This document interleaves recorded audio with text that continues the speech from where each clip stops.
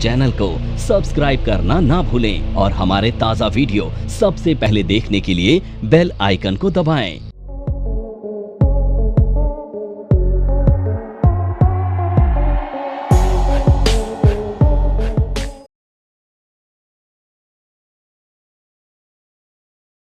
अब अगली इवेंट है मानसून। अब इसके बारे में बात करेंगे। अब देखो मानसून किस तरह से इंपॉर्टेंट है और लकीली अब मानसून आने वाला है। आप देखोगे जुलाई अगस्त के महीने में मानसून आ जाता है। आजकल डिले होता है, जब हम छोटे हुआ करते थे तो जून में भी आ जाता था।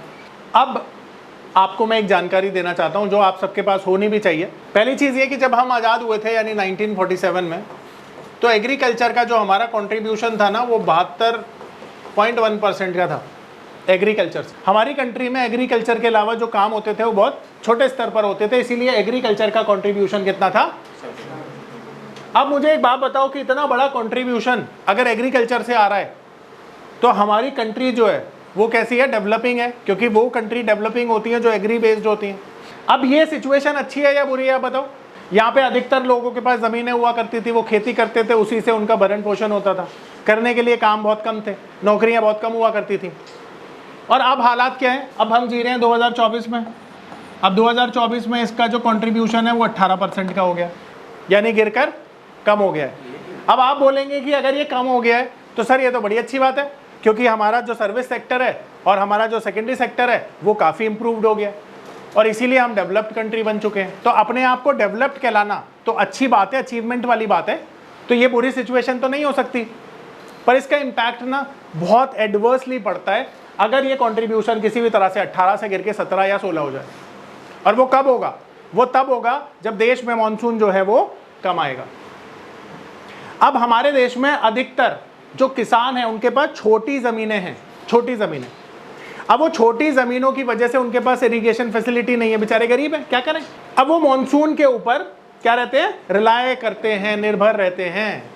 और मानसून अच्छा नहीं आने की वजह से उनकी खेती डिस्टर्ब हो जाती है, जिसकी वजह से खेती नहीं होने की वजह से जो हमारी क्रॉप है वो कहीं ना कहीं कम होगी, और कम होगी तो हमें जो देश में ज़रूरत है वो पूर्ति नहीं होगी उसकी। और देश में जब उसकी पूर्ति नहीं होगी डिमांड की, तो हम क्या करेंगे, हम इंपोर्ट करेंगे। और इंपोर्ट करेंगे तो वो चीज़ें महंगी हो जाएंगी, और महंगी होने की वजह से देश में इन्फ्लेशन हो जाएगी। और इन्फ्लेशन देश को इसलिए पसंद नहीं है क्योंकि इन्फ्लेशन जब बढ़ती है तो आरबीआई इंटरेस्ट रेट बढ़ा देता है, जो मार्केट को पसंद नहीं आता है। तो मॉनसून डायरेक्टली इनडायरेक्टली इन्फ्लेशन को क्या करता है, इम्पैक्ट करता है, और इम्पैक्ट करने से मार्केट पे इसका डायरेक्ट इम्पैक्ट आता है। तो इसीलिए मॉनसून अच्छा आना बहुत अच्छी बात है। अब इसका मैं एक फंडा दे देता हूँ आपको। देखो मॉनसून को ना आप परसेंटेज में प्रिडिक्ट करते हो, तो अगर 100% मानसून है तो ये अच्छा माना जाएगा, 100 के ऊपर है तो और अच्छा माना जाएगा, पर 105 के ऊपर नहीं जाना चाहिए। ज़्यादा बारिश भी खतरनाक होती है ना। हाँ, तो ये 100 के आसपास जितना रहता है अच्छा माना जाता है, 98 के नीचे बुरा मानसून होता है। तो अगर मान लेते हैं ये गुड है और अगर 98 है तो ये बैड है, ठीक है, 98 97 ये बैड है। तो अब इसकी प्रेडिक्शन आप देखेंगे बहुत सारे जो एजेंसीज है वो करती रहती हैं, तो इस बारी तो 100 से ऊपर की गई है, तो वो अच्छी बात है। तो इसका इम्पैक्ट मार्केट पर कैसे आएगा वो समझ लो। पहले तो मैंने समझा दिया, इन्फ्लेशन डायरेक्टली होगी। दूसरी चीज़ ये समझो कि अगर मॉनसून अच्छा आता है, ठीक है, अगर मॉनसून गुड होता है तो इसका इम्पैक्ट इकोनॉमी पे कैसे पड़ेगा। देखो सबसे पहली चीज़, अच्छा मॉनसून आने से जो रॉ मटेरियल कॉस्ट है एफएमसीजी प्रोडक्ट की, देखो FMCG fast moving consumer goods आप सब समझते हैं, इसका जो रॉ मटेरियल होगा अच्छा मॉनसून आने पर वो सस्ता रहेगा। अगर सस्ता रहेगा तो खाने पीने की चीज़ें महंगी नहीं होंगी, नहीं होंगी ना। पर अगर इसका रॉ मटेरियल महंगा हो गया तो खाने पीने की चीज़ें महंगी हो जाएंगी। महंगी होने की वजह से क्या होगा, इन्फ्लेशन बढ़ जाएगी। आ रही बात समझ में। तो एक अच्छा मॉनसून इसलिए ज़रूरी होता है। अब इसे दूसरे एस्पेक्ट से समझो, फार्मर के एस्पेक्ट से। अब जो फार्मर है अगर अच्छा मॉनसून आएगा तो उसकी इनकम हाई हो जाएगी, करेक्ट है ना। हाई इनकम को वो क्या करेगा, स्पेंड करेगा, और ये किसकी इनकम बढ़ जाएगी, एफएमसीजी कंपनीज की, क्योंकि वो प्रोडक्ट खरीदेगा अपने घर के लिए। आप समझ पा रहे हो, तो कंजम्पशन और हो जाएगा। इसका एक और एस्पेक्ट समझो कि इसने जो किसान ने लोन लिया है वो रीपे कर पाएगा, डिफॉल्ट नहीं करेगा, और ये बैंक के लिए अच्छा रहेगा, बैंक्स के एनपीए नहीं बढ़ेंगे, तो ये सारी की सारी चीज़ें पॉजिटिव रहेंगी ना। किसकी वजह से? सिर्फ मानसून की वजह से। तो मानसून डायरेक्टली इस तरह से हमारी इकोनॉमी को इम्पैक्ट करता है। अब क्वार्टरली ओपेक मीटिंग भी होती है। अब ओपेक कंट्रीज़ में आप जानते हो इस ग्रुप में 14 कंट्रीज़ हैं। ये 14 कंट्रीज़ एक बात पर डिसीजन लेती हैं कि सप्लाई को क्रूड की बढ़ाया जाए या गिराया जाए। अब ये 14 कंट्रीज़ जो है ना, ये सारी ऑयल बेस्ड कंट्री हैं, यहाँ पे ऑयल प्रोडक्शन होता है। सिर्फ दुबई को छोड़ दीजिए, उसका टूरिज्म बेस्ड इकोनॉमी है, बाकी 13 इकोनॉमी में 90% या उससे ज़्यादा हम देखते हैं कि ऑयल से चलने वाली इकोनॉमीज़ है, इसलिए इन्हें ऑयल बेस्ड इकोनॉमी कहा जाता है। अब ये जो ऑयल बेस्ड इकोनॉमी है, ये क्या चाहती हैं कि ऑयल की कीमतें ऊपर जाएं, क्योंकि अगर जितनी ऊपर जाएंगी इनको और ज़्यादा प्रॉफिट होगा, और अगर कीमतें नीचे जाएं तो इनकी इकोनॉमी को फ़ायदा नहीं होगा। अब मैं एक चीज़ आपको समझाता हूँ कि ये इकोनॉमी पैसा कमाती कैसे है, ठीक है। सबसे पहली चीज़ तो जो ऑयल निकलता है वो कहाँ से निकलता है? ज़मीन से निकलता है। अब ज़मीन से जब ऑयल निकलता है तो उसकी एक कॉस्ट होती है। वो कॉस्ट मान लेते हैं सऊदी की सबसे दुनिया में कमाती है $10 पर बैरल। एक बैरल में तकरीबन 159 लीटर्स होते हैं। तो सऊदी अरेबिया $10 पर बैरल की कॉस्टिंग से क्रूड निकालता है। बाकी की जो कंट्री हैं उनकी कॉस्ट थोड़ी ज़्यादा आती है, मान लेते हैं $30 से $40 के बीच में आती है, वेरी करती है। अब $30 से $40 तो उनकी कॉस्टिंग है भाई। अब जब वो मार्केट में तेल को बेचेंगे तो $40 पे थोड़ी बेचेंगे, वो तो कॉस्ट ही है उनकी। अगर वो $100 पे बेचें तो उनका प्रॉफिट कितना आता है? $60। पर अगर वो बेचें $50 पे तो प्रॉफिट आता है $10। ये क्या चाहेंगे कि कीमत $100 हो या $50 हो? तो जब भी क्रूड की कीमतें ऊपर जाती हैं तो इनको लाभ होता है, फ़ायदा होता है। पर हम एज एन इंडियन अगर अपने फ़ायदे की बात करें तो हम अपनी ज़रूरत का केवल 85% ऑयल हम इंपोर्ट करते हैं, सिर्फ 15% प्रोड्यूस कर पाते हैं अपनी ज़रूरत का। तो अगर हमारे लिए तेल महंगा हुआ तो हमारी इकोनॉमी डगमगा जाएगी ना भाई। अगर तेल महंगा हुआ तो तेल महंगे होने से क्या होगा? इन्फ्लेशन हो जाएगी, आरबीआई इंटरेस्ट रेट बढ़ा देगा, हमारा स्टॉक मार्केट नीचे आ जाएगा। और हम सारी चीज़ों को जो पढ़ रहे हैं स्टॉक मार्केट के पर्सपेक्टिव से पढ़ रहे हैं, तो स्टॉक मार्केट के लिए जो अच्छा है वो हमें चाहिए, वो समझना है। तो अगर तेल की कीमतें यानी क्रूड के प्राइजेस ऊपर जाते हैं तो हमारे लिए ये नेगेटिव होता है दो सेंस में। पहला, डायरेक्ट इन्फ्लेशन बढ़ जाती है। दूसरा, करेंसी वीक हो जाती है क्योंकि ज़्यादा डॉलर पेमेंट करना पड़ता है। पर हमारी अभी सरकार ने एक अग्रीमेंट किया है कई देशों से। अभी तक 3 कंट्री में हमारा रुपया एक्सेप्ट होता था, अब 6 कंट्री एक्सेप्ट करने वाली है, जिससे हमारी डॉलर की जो खपत है वो कम हो जाएगी और ये हमारे लिए पॉजिटिव है। अब यहाँ पर आप देखेंगे कि अगर इन्होंने सप्लाई को इंक्रीज कर दिया तो भाई प्राइसेस नीचे जाएंगे। सप्लाई इंक्रीज करना हमेशा पॉजिटिव होगा हमारे एस्पेक्ट से, और अगर इन्होंने सप्लाई को कट कर दिया तो हमारे लिए नेगेटिव होगा, क्योंकि सप्लाई कट करने से हमेशा प्राइस ऊपर जाते हैं। लॉ ऑफ डिमांड सप्लाई का नियम है। तो ओपेक मीटिंग को हम इस एस्पेक्ट से देखते हैं कि अगर प्राइसेस ऊपर जाएंगे क्रूड के तो हमारे लिए नेगेटिव रहेगा। कैलकुलेट कर लेना जितने फैक्टर्स मैंने बताया आपको। आ रहा है समझ में? अब एक और इवेंट है जो बड़ी अनवांटेड इवेंट है और जो हम कभी नहीं चाहते दुनिया में हो, और उसका नाम है वॉर। क्योंकि ये जब भी होती है ना दुनिया में, कहीं ना कहीं तबाही होती है। कहीं ना कहीं क्यों, सभी दुनिया में ही तबाही होती है। तो यहाँ पे मैं तो आपको 2 नियम देने वाला हूँ। जो वॉर होती है ना, विद इन कंट्री में होगी या आउटसाइड कंट्री होती है। विद इन कंट्री का मतलब है हमारी खुद की कंट्री में, और आउटसाइड कंट्री मतलब कंट्री से कहीं बाहर दूसरी कंट्री में। या इसे मैं दूसरी तरह से बताता हूँ, रुको। अब देखो भाई, सिचुएशन आपको लग रही है कि ये वाली कभी ना हो, जो कि बहुत बुरी है। पक्की बात है, तो बहुत बुरी है, और ये वाली भी बुरी है। पर कहते हैं ना कि यार अपने घर में आग लगे और पड़ोसी के घर में आग लगे तो पड़ोसी की आग का कम दुख होता है, खुद की आग का ज़्यादा दुख होता है। अच्छा, इससे ना मैं तुम्हें ना एक बात बताता हूँ, इमोशन कैसे ना चेंज होते हैं। देखो ना, समझना। एक बारी क्या होता है, एक पड़ोसी दूसरे पड़ोसी को बोलता है कि आपकी फैक्ट्री में आग लग गई। उसे बड़ा दुख होता है, रोने लगता है वो, और फिर अपने बेटे से बोलता है तुझे पता है हमारी फैक्ट्री में आग लग गई? तो उसका बेटा बोलता है पापा क्यों परेशान हो रहे हो, मैंने तो इंश्योरेंस लिया हुआ है। तो पिता बोलता है तब तो कोई दिक्कत नहीं है। सामने से एजेंट का फ़ोन आता है, बोलता है सर आपका ना इंश्योरेंस लैप्स हो गया। आप समझ पा रहे हो इमोशंस कैसे चेंज हो रहे हैं? फिर पिता बोलता है ये तो गलत इन्फॉर्मेशन थी, आग तो पड़ोसी की फैक्ट्री में लगी है। फिर इमोशन चेंज हो जाते हैं। ये जो इंसान है ना, अपने फ़ायदे को देखकर हमेशा क्या करता है, खुश हो जाता है। और इमोशंस लिटरली ऐसे ही काम करते हैं, ऐसे ही चेंज होते हैं। हमारी लाइफ में भी तो कभी ना कभी कुछ सिचुएशन ऐसी बनती हैं छोटी मोटी, जिसमें हम भी अपने रिएक्शन को परिवर्तित करते हैं। जैसे तेरे दोस्त ने मजाक किया तेरे से, क्या मजाक किया? योगेश तेरे ना 80% मार्क्स आ गए। योगेश खुश हो गया। योगेश ने देखा तो 70% थे। योगेश ने बोला तूने झूठ क्यों बोला मेरे से? हाँ, होता ही है भाई, मेरे साथ भी हुआ है। लड़के तो ऐसे ही होते हैं, करते हैं ऐसा।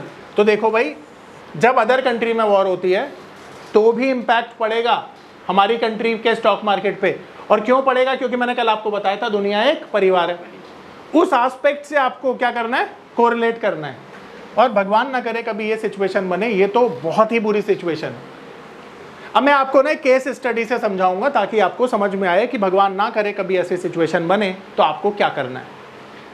देखो, आप सबको याद होगा 1999 में हमने कारगिल में पाकिस्तान के खिलाफ हमारी लड़ाई हुई थी, जिसमें बहुत सारे सैनिक मरे थे और हमारा तकरीबन 3.5 लाख करोड़ का नुकसान हुआ था उस समय पे। और ये बहुत बड़ी रकम थी। 65 दिन ये लड़ाई चली थी, जिसमें 3000 से ज़्यादा सैनिक हमारे मारे गए थे। और ये आंकड़ा हो सकता है कि बड़ा भी हो, पर मुझे जितनी इन्फॉर्मेशन है वो बात मैं बता रहा हूँ, मैंने कहीं पढ़ लिया होगा, तो ये आंकड़ा उसके ऊपर बेस्ड है। अब आप सोचो कि इतनी बड़ा नुकसान होना कोई छोटा नुकसान तो है नहीं। तो जब 3.5 लाख करोड़ का नुकसान हुआ तो उस समय के 3.5 लाख करोड़ आज के 10 लाख करोड़ हैं। तो 10 लाख करोड़ तुम समझते हो बजट का कितना बड़ा हिस्सा है जो निकल जाता है। तो किसी भी कंट्री में जब लड़ाई होती है तो उसकी कितनी दुर्गति हो सकती है एक लड़ाई लड़ने पे, ये समझ में आ रहा है तुम्हें? तो फंडामेंटल वीक हो गए ना, 10 लाख करोड़ का नुकसान हो गया किसी कंट्री का तो। और स्टॉक मार्केट रिफ्लेक्शन है किसका? इकोनॉमी का। तो अगर इकोनॉमी डाउनग्रेड हो जाएगी, डीग्रेड हो जाएगी, तो स्टॉक मार्केट कैसे अच्छा करेगा? तो जब भी किसी भी कंट्री के डायरेक्ट लड़ाई इन्वॉल्व होती है कोई भी कंट्री, तो उसका स्टॉक मार्केट निश्चित रूप से क्रैश होता है। 50% तक नीचे जा सकता है वो, अगर फंडामेंटल स्ट्रांग है तब। और स्ट्रांग नहीं है तो 80% भी जा सकता है। तो यहाँ तो एक चीज़ समझ लो कि इस वाली सिचुएशन में अगर तुम्हारा पोर्टफोलियो 10 या 20% रेड है, तो समझदारी क्या है? वो 10 या 20% को नुकसान में निकालने में या उसे 90% तक देखने में नीचे जाते हुए? समझदारी क्या है? तो यहाँ पर क्या डिसीजन लेना है? एकदम इमीडिएट, तुरंत प्रभाव से होल्डिंग सारी बेच देना या हैज कर लेना इक्वली, किसी भी तरह से हैज कर लेना, इक्वल हैज जिसे कहते हैं। यह समझ में आया क्या करना है? अब यहाँ पर समझ लो, यूक्रेन और रशिया की लड़ाई आज तक चल रही है पिछले 2 सालों से। अब यूक्रेन रशिया भी दुनिया को इम्पैक्ट कर रहा है। कैसे कर रहा है? आप जानते हैं कि रशिया दुनिया का सबसे बड़ा क्रूड ऑयल एक्सपोर्टर और गैस का एक्सपोर्टर है, दुनिया का सबसे बड़ा। अब वो दुनिया में क्रूड ऑयल के प्राइस, गैस के प्राइसेस महंगे कब हुए? लड़ाई के बाद ही तो हुए। अब जब तेल और गैस महंगा हो जाएगा तो डायरेक्ट इन्फ्लेशन बढ़ जाएगी ना, जिसकी वजह से 2 सालों में दुनिया में इन्फ्लेशन बढ़ी। अब जो यूक्रेन है वो वीट का बहुत बड़ा एक्सपोर्टर है। आपने देखा होगा वीट के दाम पिछले 2 सालों में डबल हुए, ग्लोबली देख लो। तो इन्फ्लेशन बढ़ने का रीजन दुनिया में पिछले 2-2.5 सालों में क्या रहा? यूक्रेन और रशिया की वॉर। अब रशिया का मार्केट तो 90% तक क्रैश हो गया था इस लड़ाई में, अब तो रिकवर कर गया है, पर एक टाइम पे क्रैश कर गया था 90%। तो आप समझ में आ रही है आपको बात कि डायरेक्ट जो लड़ाई कर रहा है देश, उसका स्टॉक मार्केट तो क्रैश हो गई होगा। और जो बाकी की कंट्री हैं वो भी अछूती नहीं रहेंगी, क्योंकि दुनिया एक परिवार है। परिवार का कोई भी सदस्य परेशान होगा, दूसरा बंदा भी परेशान होगा।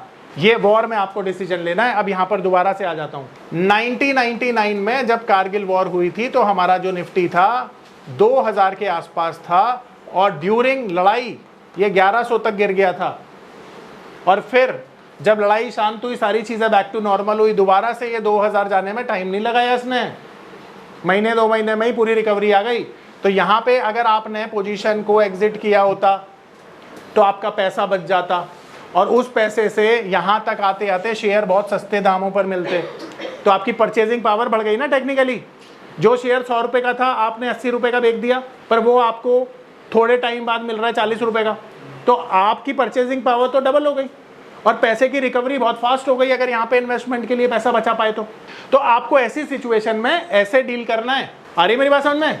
परफेक्ट। मेरा नाम है अतुल। मैं एक नामी होटल में मैनेजर के तौर पर जॉब करता था। मार्च 2020 में लॉकडाउन के दौरान मेरी जॉब चली गई। उसके बाद मुझे घर चलाने और बच्चों के भविष्य की चिंता होने लगी।